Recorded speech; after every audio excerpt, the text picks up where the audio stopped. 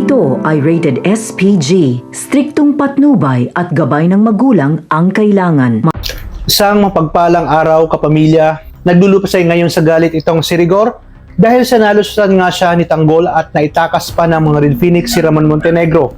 Kaya naman ibabalin niya kay Victorino ang sisi dahil kung hindi daw umano siya nililib nito sa pagbabantay sa kwarto ni Ramon, ay hindi sana siya matatakasan at marahil ngayon ay hawak pa rin nila itong si Ramon. Hindi nga siya tumitigil at lahat ay isinisisi kay Hector dahil sa kapalpakan ng kanilang operasyon.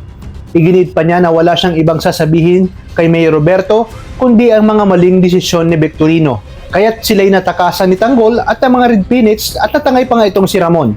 Iginit naman ni Victorino na kung hindi sana pinepersonal na galit ni Rigor kay Ramon ay malamang hindi niya ito tatanggalin sa pagbabantay. Dito nang gagalaiti at halatang naiinis na si Victorino dahil sa pagsagot-sagot na ginagawa ni Rigor. Kaya naman sinabi niya kay Rigor na baka nakakalimutan nito na siya pa rin ang mas mataas kay Rigor.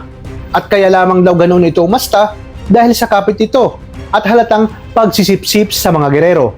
Dito halatang mapapahiya si Rigor dahil sa harap mismo ng kanyang mga kabaro, pinagsabihan siya ni Hector Victorino. At natawa pa nga ang iba niyang kasamahan dahil may punto nga rin daw itong si Victorino.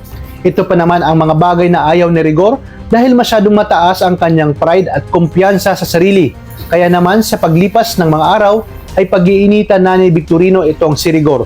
Pati itong si Ponggay ay hindi na rin mabibilib kay Rigor dahil halatadong dumidikit lang sa mga gerero. Sa kabilang banda, napansin naman ni Victorino na tila hindi nagalit itong si Roberto at Miguelito nang malaman nilang tinangay ng mga Red Phoenix si Ramon Montenegro.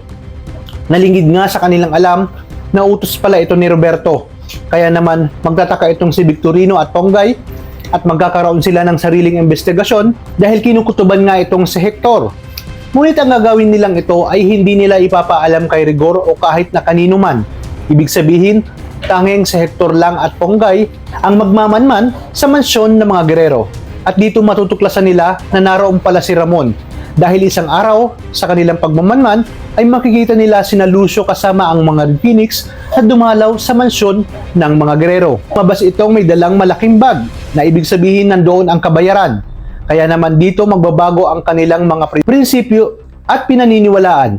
Maniniwala na si Hector sa sinasabi ni Ponggay na talagang si Tanggol talaga ang nanalo sa nakaraang eleksyon at nadaya lang ito. Na ngayon ay gagawin nilang lahat para lumabas ang katotohanan at sila ang magiging lihim na kakampi ni Tanggol at ng mga Montenegro.